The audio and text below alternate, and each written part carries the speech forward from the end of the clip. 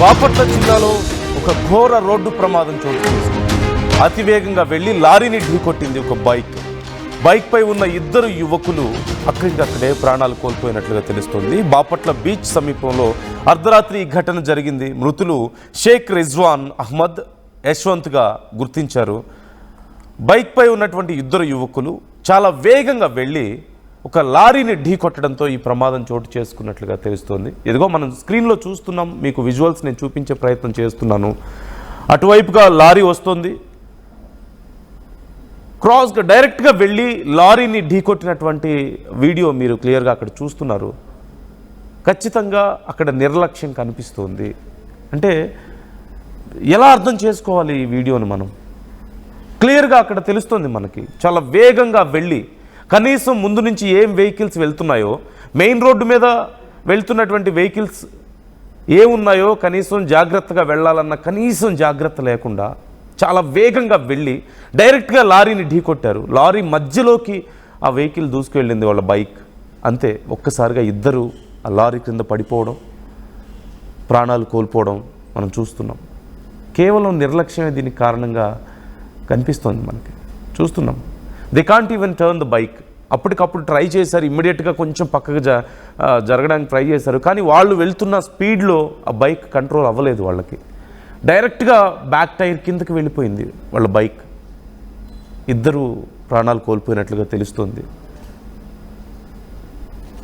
క్లియర్గా అక్కడ మనకి నిర్లక్ష్యం కనిపిస్తుంది. అదిగో బైక్ సిచ్యువేషన్ మనం చూస్తున్నాం. జరిగిన యాక్సిడెంట్ తర్వాత బైక్ కండిషన్ ఎలా ఉందో మనం చూడొచ్చు. పూర్తిగా ఆ ముందు భాగం అంతా కూడా నుజ్జు అయిపోయింది.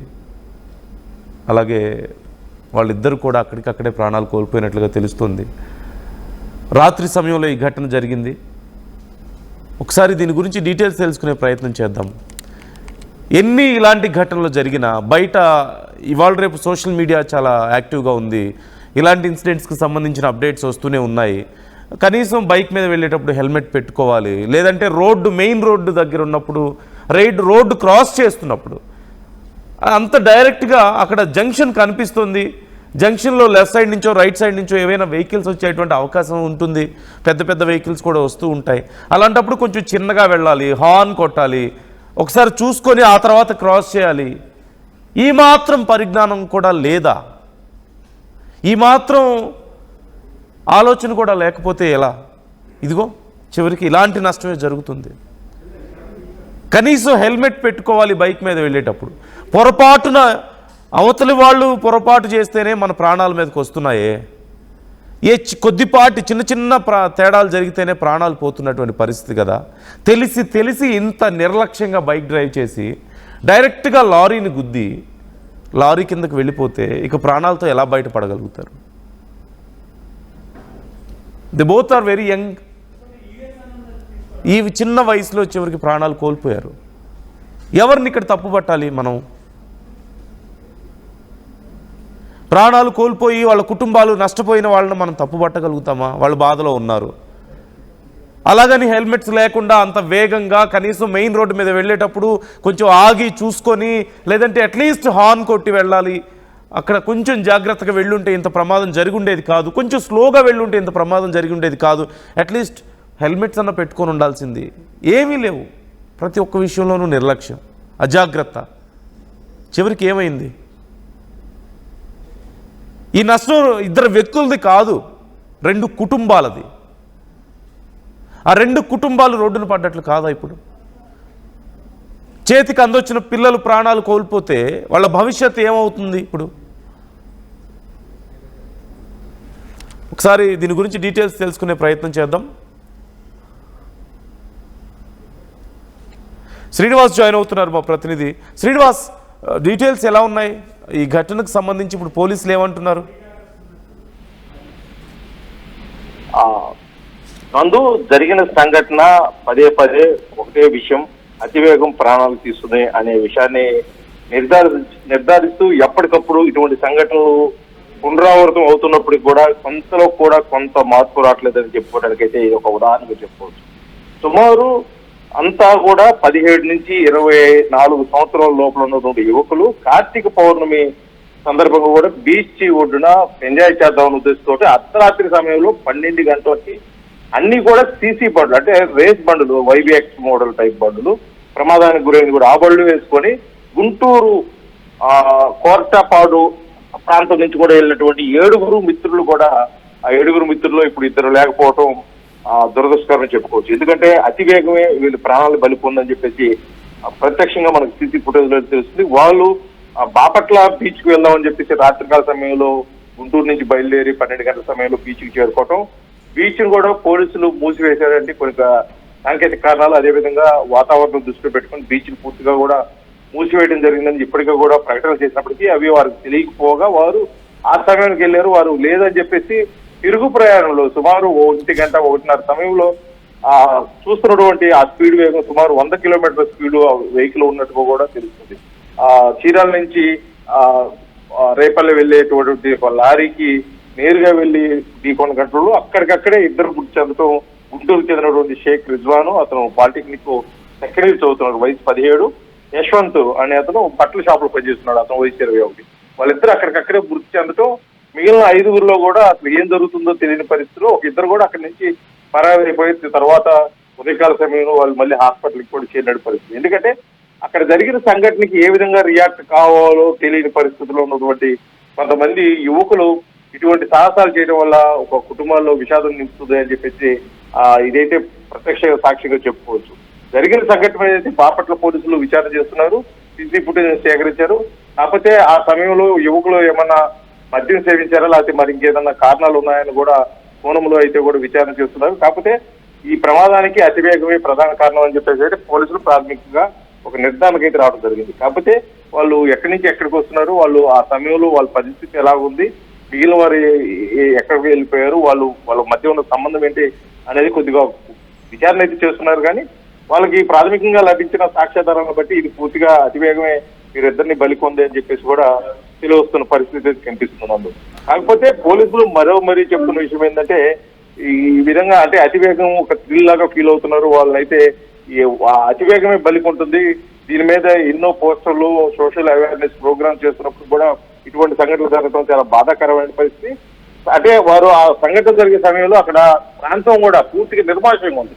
అంటే ఏదైనా ఒక జరిగిన సంఘటన జరిగిన కొద్ది నిమిషాల్లో ఏదైనా హాస్పిటల్ తీసుకెళ్తే ప్రాణాపాయం నుంచి గట్టెక్కేవాళ్ళ అనే ఆలోచనలో కూడా అక్కడ చివరికి తీసుకెళ్లేదానికి 108 వచ్చే అవకాశం లేక అక్కడ వెళ్తున్నటువంటి ఒక ఆటోను ఉపయోగించుకుని పోలీసులు స్థానికంగా ఉన్నటువంటి హాస్పిటల్కి తీసుకెళ్లాల్సిన పరిస్థితి ఏర్పడిందంటే ఆ సమయం కానీ ఆ సందర్భం కానీ పూర్తిగా తెలుస్తుంది అందులో.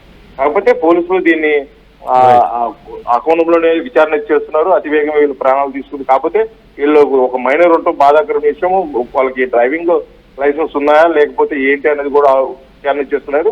ప్రస్తుతానికైతే పోలీసులు ఆ ప్రమాదంలో కారణమైనటువంటి ఆ లారీని కూడా సీజ్ చేసి ఆ పోలీస్ స్టేషన్ తరలించడం, అవి మృతదేహాలని బాపట్ల ప్రభుత్వ వైద్యశాలలో కూడా పోస్ట్ మార్టం అయితే నిర్వహిస్తున్నారు. వారి కుటుంబ సభ్యులు కూడా హాస్పిటల్ వద్దకు చేరి వారు లబోదిబోమంటున్న పరిస్థితి. ఎందుకంటే ఆ రిజ్వాన్ అనే అతనికి చిన్నప్పుడే తల్లి కూడా చనిపోవడం, తండ్రి వద్దే ఉన్న పరిస్థితి. ఒకరికైతే తండ్రి కూడా లేదు. వారి కుటుంబంకి వీరే దిక్కు, వీళ్ళు చదువుకొని లేకపోతే ఉద్యోగం చేసి కుటుంబానికి కొద్దిగా అండగా నిలుస్తారన్న సమయంలో ఇటువంటి సంఘటన జరగైతే వాళ్ళు పూర్తిగా జీర్ణించుకోలేని పరిస్థితుల్లో కన్నీరు మున్నీరు అవుతున్నారు. కనీసం మాట్లాడడానికి కూడా నోరు రాని పరిస్థితి అయితే కనిపిస్తుంది. కాకపోతే ఇప్పటికైనా ఇటువంటి సంఘటనలు దృష్టిలో పెట్టుకొని యువత కొద్దిగా ఆలోచించాల్సిన అవసరం ఉందని చెప్పేసి స్థానికంగా ఉన్న బాపట్ల పోలీసులు అయితే కూడా వాళ్ళు ప్రజలకి అదేవిధంగా సోషల్ మీడియా ద్వారా కూడా తెలియజేస్తున్న పరిస్థితి. మరొకసారి ఇటువంటి సంఘటనలు పునరావృతం కాకుండా చూసేందుకోసం తగు చర్యలు తీసుకుంటామని చెప్తున్నారు. ఎందుకంటే ఆ ప్రమాదం జరగడానికి కారణం వీళ్ళ అతివేగంతో పాటు అక్కడ సేఫ్టీ ప్రికాషన్స్ పెద్దగా లేకపోవడం కొంత ఈ ప్రమాదానికి గల కారణం. ఎందుకంటే ఆ కార్నర్ జంక్షన్ అంటే 4 ప్రాంతాలు అంటే రోడ్లు కలిసే కోడల్లో ఏదైనా బారిగేట్లు ఏర్పాటు చేయడం కానీ, ఏదైనా సిగ్నల్ వ్యవస్థ ఏర్పాటు చేయడం కానీ ఇవన్నీ లేకపోవడం, ఒకవేళ ఉన్నా కూడా సరిగా పనిచేయట్లేదా అన్న కోణంలో కూడా విచారణ చేస్తున్నారు. ఫర్దర్ గా ఇటువంటి జరగకుండా ఉండేదాని కోసం అయితే చర్యలు అయితే తీసుకుంటామని చెప్పేసి బాపట్ల పోలీసులు అయితే చెప్తున్నారు. కానీ జరిగిన సంఘటన మధ్యకి వారు తమ సంతాపాన్ని అయితే తెలియజేస్తున్న తప్ప ఇటువంటి జరగకుండా దాని కోసం రానున్న రోజుల్లో మరి కొంత అవేర్నెస్ ప్రోగ్రామ్ అయితే క్రియేట్ చేస్తామని చెప్తున్నారు ముందు. జరిగిన సంఘటనలో ఈ మృతి చెందినటువంటి షేక్ రిజ్వాన్ అదేవిధంగా యశ్వంత్ కుటుంబ సభ్యులు అయితే హాస్పిటల్ దగ్గర కన్నీరు ముందే పరిస్థితి. నిన్న అంటే కొన్ని గంటల ముందు వరకు కూడా కలిసి ఉన్నటువంటి స్నేహితులు ఇక లేరని చెప్పేసి అంటే మిగిలిన స్నేహితులు కూడా okay, right Srinivas, right thanks for the details Srinivas. Srinivas చెప్తున్న డీటెయిల్స్ మనం చూస్తున్నాం. ఇప్పటికే కుటుంబాలు ఆల్రెడీ అంతంత మాత్రం ఉన్నాయి, బట్ ఇంతలోకే ఇలాంటి నష్టం ఖచ్చితంగా. I know it's little harsh to blame them. Already ప్రాణాలు కోల్పోయి ఉన్నారు, వాళ్ళ కుటుంబాలు బాధలో ఉన్నాయి, బట్ స్టిల్ ఎవరిది రెస్పాన్సిబిలిటీ ఇక్కడ? ఇంత పెద్ద నష్టం జరగడానికి, ఇంత పెద్ద ప్రమాదం జరగడానికి కారణం ఏంటి? సింపుల్గా ఒక్కసారి మనం ఆలోచించి చూడండి. మెయిన్ రోడ్డు మీద, హైవే మీద లారీ వస్తుంది, వెళ్ళి చాలా వేగంగా, and we can clearly see అక్కడ జరగాల్సిన నష్టం జరిగిపోయినట్లుగా తెలుస్తోంది. నేను ఆ వీడియో చూడడానికి చాలా కష్టంగాను కఠినంగాను ఉంది కాబట్టి నేను మీకు చూపించలేకపోతున్నాను. It's really horrible to watch. But ఎవరిని మనం బ్లేమ్ చేయగలుగుతాం? Just be careful. ఖచ్చితంగా హెల్మెట్ ధరించి ఉంటే ఇంత ప్రమాదం జరిగి ఉండేది కాదు, అంత వేగం లేకపోయి ఉంటే అంత ప్రమాదం జరిగి ఉండేది కాదు, ఇంకొంచెం జాగ్రత్తగా ఉండుంటే అంత ప్రమాదం జరిగేది కాదు. యంగేజ్ లేకపోతే ఉడుకు రక్తం అని చెప్పేసి బయట మనం చెప్పుకుంటున్న మాటలు వింటాం. ఉడుకు రక్తంలో ఉన్నారు, ఎంగేజ్లో ఉన్నారు, బైక్ దొరికితే అంత స్పీడ్లో వెళ్తారు, ఇంత స్పీడ్లో వెళ్తారు. సినిమాల్లో చాలా రొమాంటిసైజ్ చేసి చూపిస్తుంటారు ఇలాంటి స్టంట్స్ అన్నీ కూడా. హీరోలు వెళ్తూ ఉంటారు, లెక్క చేయకుండా రోడ్లు క్రాస్ చేస్తుంటారు, జంప్స్ చేస్తుంటారు. బట్ అవన్నీ చూసి మనం కూడా అలా ఫీల్ అయితే చివరికి ఏం జరుగుతుందో ప్రాక్టికల్ లైఫ్లో, దిస్ ఈజ్ అన్ ఎగ్జాంపుల్.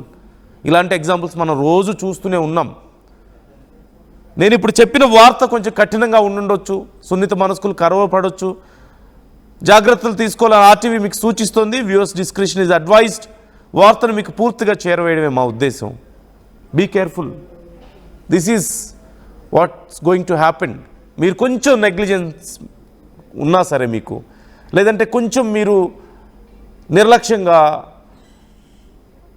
కొంచెం మీరు జాగ్రత్త లేకుండా ఉన్నా సరే, ఇదిగో ఇలాంటి నష్టమే జరుగుతుంది.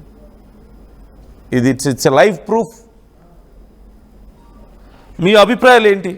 ఏం చేయాలి ఇలాంటి విషయాల్లో? Can we blame the police? అక్కడ జంక్షన్ ఉంది, జంక్షన్లో కనీసం బ్యారికేడ్స్ లేవు. మేబీ కొంతమంది ఇలా ర్యాష్గా డ్రైవ్ చేసే వాళ్ళు ఉండొచ్చు.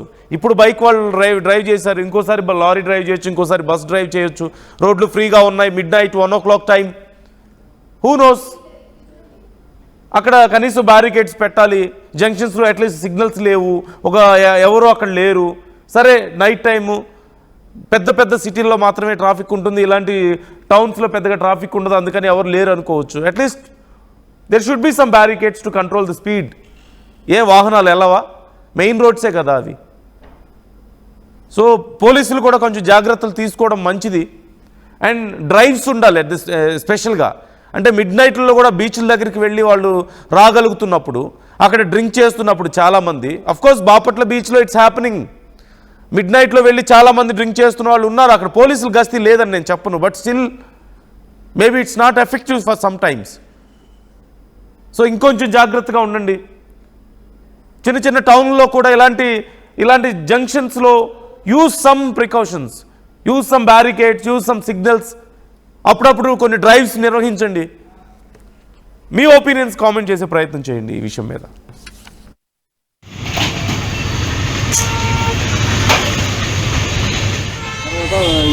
వీడు చచ్చిపోయినాక తర్వాత ఒక అమ్మాయి ఉంది.